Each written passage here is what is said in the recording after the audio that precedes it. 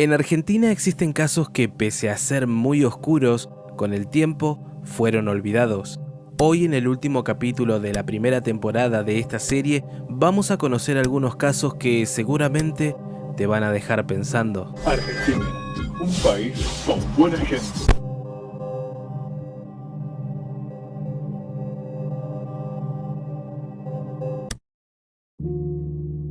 Desde que di inicio a esta serie de casos argentinos, muchísima gente me pidió que hable sobre el caso de Fernando Báez Sosa, un joven de 18 años que en el año 2020 fue brutalmente asesinado a la salida del boliche Lebrick, ubicado en la ciudad balnearia de Villa Gesell, Buenos Aires. Sus asesinos, un grupo de jóvenes a quienes los medios apodaron como los rugbyers, debido al deporte que practicaban en conjunto, fueron quienes atacaron en manada tanto a Fernando como a sus amigos, con quienes habían tenido un altercado momentos antes dentro de Lebrick.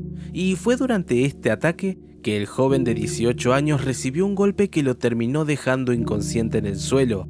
Pero no conformes con esto, uno de los llamados rugbyers, quien fue identificado como Máximo Thompson, le propinó una patada en la cabeza que resultó ser mortal. Este fue uno de los casos que más movilizó al país. Los medios brindaban cobertura de forma maratónica al caso, siguiendo las novedades minuto a minuto. Se hicieron movilizaciones multitudinarias donde parecía que todo el país se había unido para exigir justicia por Fernando. Pero sin lugar a dudas, fue este caso el que puso en la mira el tema de las peleas a la salida de los boliches, y no solo los ataques en manada, sino también la agresión a alguien que ya está inconsciente en el suelo, algo que ya ocurría desde antes, pero nunca llegando a cobrarse una vida. Informes, sentencias e incluso un documental de Netflix quedaron a la vista de todos para que un caso así no vuelva a ocurrir. Y si bien, como dije antes, me pidieron que haga un video narrando el caso completo, lo cierto es que pienso que no podría aportar nada más de lo que ya es de público conocimiento. En su lugar, el día de hoy decidí traerles un caso reciente que demuestra que a 6 años del crimen de Fernando Báez Sosa, aún queda mucho por aprender. Un caso, creo yo, de la misma magnitud y brutalidad, pero que por alguna razón, a pesar de ser reciente, ya parece haber sido olvidado por los medios. Así que a continuación, vamos a conocer el caso de Lucas Nahuel Larroque. El sábado 7 de febrero de 2026, Lucas Nahuel Larroque, de 30 años de edad, había asistido al boliche bailable Momentos, ubicado en la localidad de Batán, Mar del Plata, Buenos Aires. Lucas estaba en pareja estable con la madre de su hijo y era descrito por su entorno como una persona tranquila, solidaria y sin antecedentes de conflictos. Y es tristemente irónico el pensar que esa personalidad solidaria, que en ocasiones lo llevaba a intervenir en situaciones de violencia como mediador para intentar separar y frenar peleas, terminaría siendo el detonante de un desenlace fatal para él. Verán, aquel día Lucas había ido acompañado por su esposa Rocío, quien a su vez había ido junto con su hija, cuya identidad aún no fue revelada. Ahora, durante la madrugada del domingo 8 de febrero y ya cuando las puertas del boliche Momentos comenzaban a cerrarse, se desató una pelea entre dos grupos de mujeres en la cual estaba involucrada la hija de Rocío y una amiga de ella, quien estaba siendo agredida a golpes por otra joven. Pero lejos de ser una riña breve, la agresión escaló a tal punto que se trasladó a un par de calles cercanas al recinto. Y aunque se trataba de una pelea entre dos grupos de mujeres, hubo un tercero que se sumó a lanzar golpes hacia el grupo de la hijastra de Lucas. El mismo fue identificado como Lautaro Vieites, de 18 años. Como mencioné antes, Lucas tenía una personalidad conciliadora, por lo que al ver esta pelea y sobre todo habiéndose percatado de que su hijastra estaba en medio de la misma, recibiendo golpes ya no solo por mujeres, sino también por un masculino, decidió acercarse rápidamente para intentar separar y así frenar la pelea. Pero es en este punto y habiendo tomado esta decisión que se terminó desatando el horror. Mientras Lucas intentaba detener la pelea, Lautaro, a quien quisiera llamar de forma más despectiva de no ser porque hay normas que debo respetar, interpretó que estaba ocurriendo todo lo contrario, que el hombre cuya intención era la de detener la agresión, en realidad se había sumado a agredir a quienes eran sus amigas.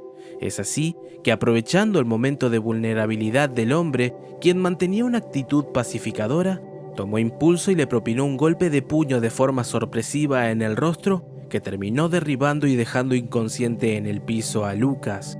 Acto seguido le propinó una patada en la cabeza, aunque rápidamente las personas que estaban en el lugar lograron que el agresor se aparte. Esto bajo la atenta mirada tanto de civiles que se encontraban grabando la pelea, como también la de los policías que estaban a escasos metros observando todo desde arriba de un patrullero, y quienes al momento de ver cómo el hombre era noqueado ni siquiera amagaron a bajarse del móvil para ayudar. En el video de la pelea apenas se ve a una mujer policía intentando frenar una pelea entre varias personas, aunque no era la única efectivo del lugar, por lo que la pregunta es ¿qué estaban haciendo sus compañeros en ese momento? Un punto realmente importante y que habría cambiado muchísimo esta historia teniendo en cuenta lo que estaba a punto de ocurrir. Y es que luego de propinar este golpe, personas cercanas a Lucas lo comenzaron a correr intentando alejarlo del lugar, pero esto no dio resultado. Más bien, en ese preciso momento, el agresor logró escapar de las manos de esas personas para correr en dirección al cuerpo de Lucas, tomando una carrera de varios metros para finalmente propinarle una segunda patada brutalmente criminal en la cabeza, con una fuerza tal que terminó ocasionándole un daño irreversible que a las pocas horas terminó arrebatándole la vida. Lo vi a Lucas tirado en el suelo, el otro muchacho ya le estaba propinando la primera patada, entonces me fui en otra dirección y lo alcancé a agarrar, lo envolví y le empecé a dar con mi celular por la cabeza y él se me zafó de las manos y se fue corriendo para el lado de Lucas y le reventó la cabeza porque la pateó como que si hubiese sido una bolsa de basura. Tras la brutal agresión a Lucas, el asesino salió corriendo, aunque fue detenido momentos después por personal policial. En cuanto a la víctima, se sabe que ingresó al hospital con un cuadro de traumatismo cráneoencefálico grave, presentaba una fractura de cráneo, daño directo al encéfalo y edema cerebral agudo, además de haber sufrido pérdida de masa encefálica y convulsiones. Como dije, el daño fue irreversible, por lo que la víctima terminó perdiendo la vida producto de un paro cardiorrespiratorio a raíz de un colapso neurológico. Si hablamos del victimario, Lautaro Vieites quedó detenido, como dije, momentos después del ataque. Fue reducido por otros efectivos de la policía, aunque ya era demasiado tarde. Un golpe y una patada en la cabeza a una persona inocente no fueron suficientes para que tomen cartas en el asunto, y para cuando lo hicieron, el daño ya era irreparable. Inicialmente a Lautaro Vieites se lo imputó por homicidio, pero luego la calificación fue agravada por alevosía debido a que la víctima estaba en el suelo, indefensa, y la patada fue efectuada directamente en la cabeza con la intención de generar un daño grave, aprovechándose de la indefensión de la víctima. Actualmente permanece detenido con prisión preventiva en la unidad penal de Batán. Continúa imputado y se espera que la condena por el delito que se le imputa sea de prisión perpetua. Algo que generó indignación en los familiares de la víctima fue que el asesino, una vez dentro del penal, publicó una foto en Instagram junto a su padre, quien también se encuentra preso y con quien al parecer comparten pabellón. En la publicación se puede ver una foto en modo selfie con un texto que dice "El minuto cero", dando a entender que estar dentro de la unidad penitenciaria es una especie de premio o logro, y sí, sabiendo que está junto a su padre, tiene en claro que no va a recibir ningún tipo de agresión por los demás internos, por lo que su estadía ahí dentro será como un viaje de vacaciones. Toda la secuencia del asesinato de Lucas Larroque quedó grabada en video por distintas personas que se encontraban en el lugar, aunque honestamente no me atrevo a poner nada de eso, ni el momento de la patada, ni el audio de los gritos desesperadamente desgarradores de la esposa de Lucas pidiendo ayuda, porque créanme que es muy pero muy impactante. Este caso generó revuelo durante los primeros 2 o 3 días, aunque luego terminó siendo olvidado. por lo que decidí sumarlo a esta serie porque creo que es necesario entender que luego del crimen de Fernando Báez Sosa, aún queda mucho por aprender. La pregunta es, ¿qué medidas se podrían tomar para comenzar a prevenir estas situaciones que parecen repetirse cada fin de semana a la salida de los boliches? ¿Más presencia policial? ¿Limitar la venta de alcohol dentro de cada recinto? La verdad, no se me ocurre demasiado. Lo mejor sería la conciencia individual de cada uno, pero teniendo en cuenta que existe gente que disfruta de pelearse cada vez que sale, no me parece una solución viable, por lo que me dirán ustedes cuál creen que sea el factor a tratar para que de una vez por todas estas cosas dejen de suceder. Pero ahora vamos a conocer otro caso.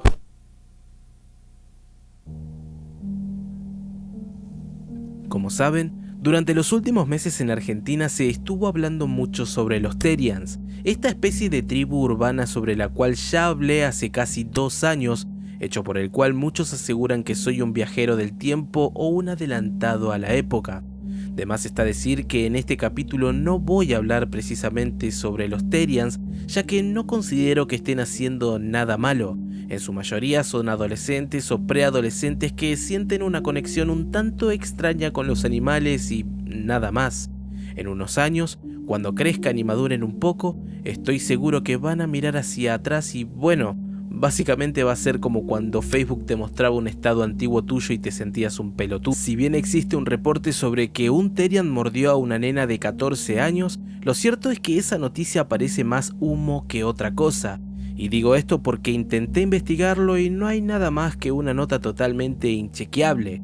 Incluso se dice que pasó hace tiempo antes de que esto se volviera viral, por lo cual es raro que recién ahora haya salido a la luz con lo llamativo que sería que una persona con máscara de perro muerda a una nena. Así que mejor decidí dejarlo ahí. Pero entonces, ¿por qué estoy mencionando a los Terians si no voy a hablar sobre algún caso relacionado a ellos? Bueno, porque si vamos a hablar sobre una persona que se autopercibe como un animal, creo que es momento de contarles el caso de Gil Perej, más conocido como el hombre gato, y a quien muchos llegaron a mencionar como el primer Terian argentino. Aunque igual nada que ver, solo me pareció llamativa la comparación. Pero mejor vamos a conocer el caso. El 12 de enero de 2019, Piria Sarouzi, de 63 años, y Lili Perej, de 54, llegaron desde Israel a la provincia de Mendoza. El motivo del viaje era visitar a Gil Perej, quien era sobrino de Lili, y de paso pasar unos días con él. Piria era la madre biológica de Gil y Lili era su tía paterna, es decir, hermana de su padre. Se hospedaron en un hotel del centro mendocino, el Apart Hotel Maipú, ubicado en la zona céntrica de la ciudad de Mendoza. 3 días después, el 15 de enero, salieron rumbo a la vivienda de Gil Perej, ubicada en el departamento de Guaymallén. Pero es a partir de este punto que ambas mujeres desaparecieron sin dejar rastro alguno.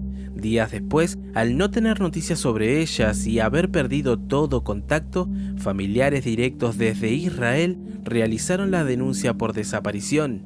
Se contactaron con las autoridades argentinas a través de canales consulares y policiales para solicitar la averiguación de paradero de Piria y Lili, y al notar que no aparecían por ningún lado, se dio inicio formal a la investigación y búsqueda de las mismas. Desde el comienzo el principal punto de interés fue Gil Perej, ya que había sido la última persona que llegó a verlas con vida, y esto se sabe porque el día que Piria y Lili salieron del hotel para dirigirse hasta su casa, había sido el mismo Gil quien pasó a buscarlas para trasladarlas hasta su domicilio. Es por esto que la policía se acercó a hacerle algunas preguntas. Ahora, cuando le preguntaron por las desapariciones, Gil respondió que las mujeres se habían retirado de su domicilio por su cuenta, que no sabía dónde habían ido después, que no mantenía buena relación con ellas y que habían discutido. Su forma de responder era normal, aunque se notaba un poco evasivo con el tema. Yo no quiero quedarme acá, es lo único que yo sé. Que acá mal acá. Yo prefiero vivir en África con todas las enfermedades, de que vivía acá. Lo que me interesa es que lo encontraron vivas, porque muertas no sirve. Que lo encontraron vivas y que el mismo momento que lo van a encontrar vivas, que toman el avión y que vuelven a su país y que nadie de mi familia no va a venir nunca más a visitar acá. El problema fue que a medida que la investigación avanzó, sus dichos comenzaron a contradecirse. Por ejemplo, mencionó que las mujeres se habían ido solas, pero no hubieron registros que demuestren tan siquiera que habían abandonado el domicilio. No se detectaron movimientos ni en cámaras de seguridad ni en transportes. También notaron que no pudo indicar la hora exacta de la salida, medio de transporte que utilizaron al irse, ni tampoco su destino. Cosas sencillas que cualquiera que no ocultase nada podría responder, pero en el caso de Gil Pereg parecía estar cada vez más presionado. Y el punto cúlmine de esta historia llegaría cuando el 26 de enero de 2019, tras obtener una orden judicial, la policía allanó la propiedad de Gil Pereg en Guaymallén. Durante el procedimiento, los oficiales se percataron de algunos sectores en el patio donde había tierra removida, un detalle que de alguna manera anticipó lo que estaban a punto de descubrir. Y es que finalmente, al quitar la tierra removida en esos sectores, se encontraron con los restos de Piria y Lili enterrados, cubiertos con cal para neutralizar el olor de los cuerpos en descomposición y con escombros encima. Al confirmar las identidades y realizarles la autopsia, determinaron que ambas murieron por disparos de arma de fuego y que presentaban signos de haber sido enterradas poco después de producirse la muerte. Tras el hallazgo, Pereg fue detenido de inmediato como principal sospechoso. En ese momento ya existía indicios de premeditación, ocultamiento del crimen y manipulación de la escena. Si hablamos de hipótesis del móvil, es decir, el motivo detrás del crimen, hay que recalcar que no fue una, sino varias hipótesis las que se barajaron durante la investigación, como por ejemplo un conflicto económico y familiar que pudo deberse a disputas por dinero, diferencias por herencias y tensiones previas entre Pereg y las dos mujeres. Pero hay algo que seguramente muchos se estén preguntando en este momento, y es ¿en qué momento cobra sentido el apodo del hombre gato? Y bueno, justamente es en este punto de la investigación. Verán, con los allanamientos, hallazgos, pruebas e hipótesis acorralando cada vez más a Gil Pereg, este comenzó a tener un comportamiento extraño de un momento a otro. Comenzó a desplazarse en cuatro patas y a gesticular imitando a un gato.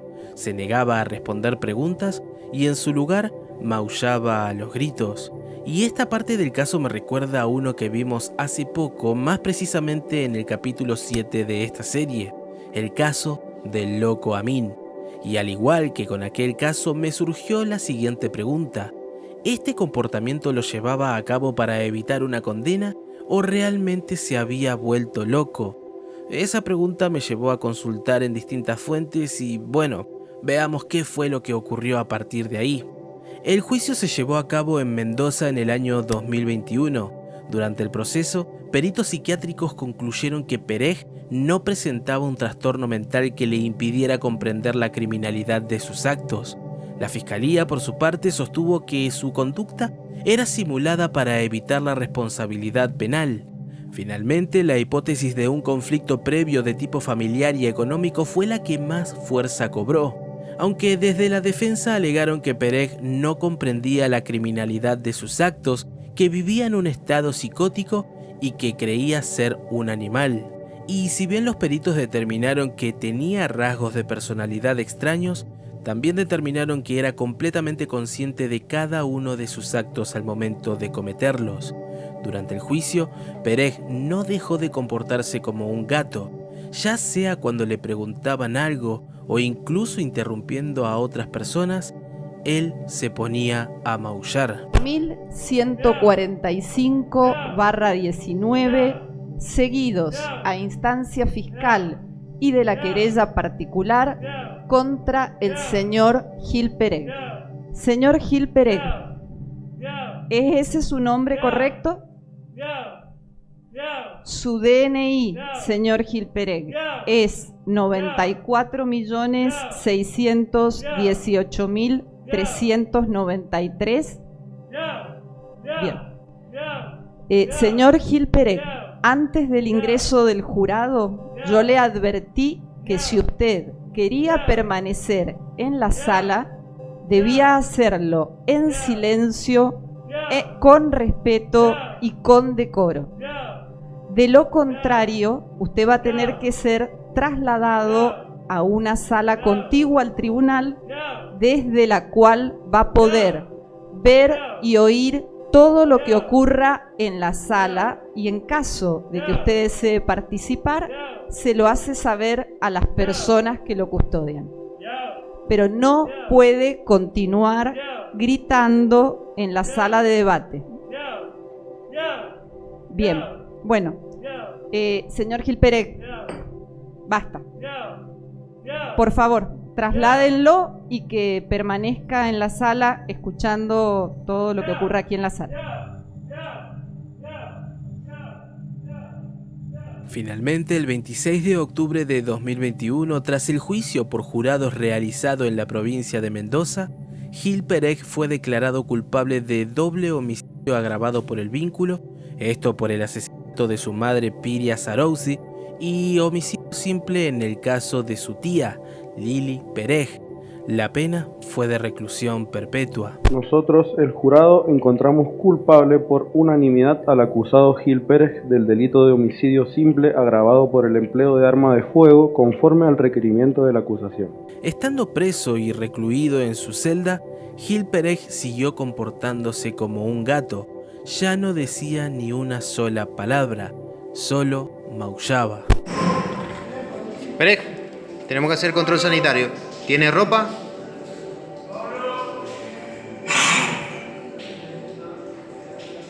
¿No tiene ropa? El 23 de enero de 2023, a la edad de 41 años, y mientras se encontraba cumpliendo su condena, Gil-Pereg fue hallado sin vida debido a un paro cardiorrespiratorio. Su caso, junto con el del Loco Amin, son recordados no solo por los crímenes en sí, sino también por el cambio brusco en el comportamiento de cada uno, ya que, salvando las distancias, diría yo que ambos casos son bastante similares entre sí. Pero lo que más me interesa saber es qué opinan ustedes sobre todo lo que vieron el día de hoy. Aún quedan muchísimos casos más que quedaron afuera de esta primera temporada de El Lado Oscuro de Argentina, pero dependerá del apoyo que le brinden a este video y de sus comentarios para saber si quieren que la temporada 2 sea una realidad. Así que espero leerlos a todos. Mientras tanto, necesito darle una pausa a la serie, ya que, para serles honesto, la monotonía me está quemando un poco la cabeza. Pero les aseguro que no será para siempre y que voy a seguir publicando videos como siempre, solo que dándole una pausa a la serie. Mientras tanto, vendrán más videos largos con casos perturbadores, así que si te gustó esta nueva faceta del canal, estoy seguro que lo que vendrá te va a encantar. Pueden seguirme en Instagram, donde acabamos de llegar a la humilde suma de 3000 seguidores, donde publico contenido extra y donde siempre aviso cuando subo un nuevo video. No olviden dejar un like y suscribirse si les interesa este contenido, y si comparten el video, se los agradecería muchísimo. Les mando un abrazo enorme y nos estaremos reencontrando pronto en un próximo video.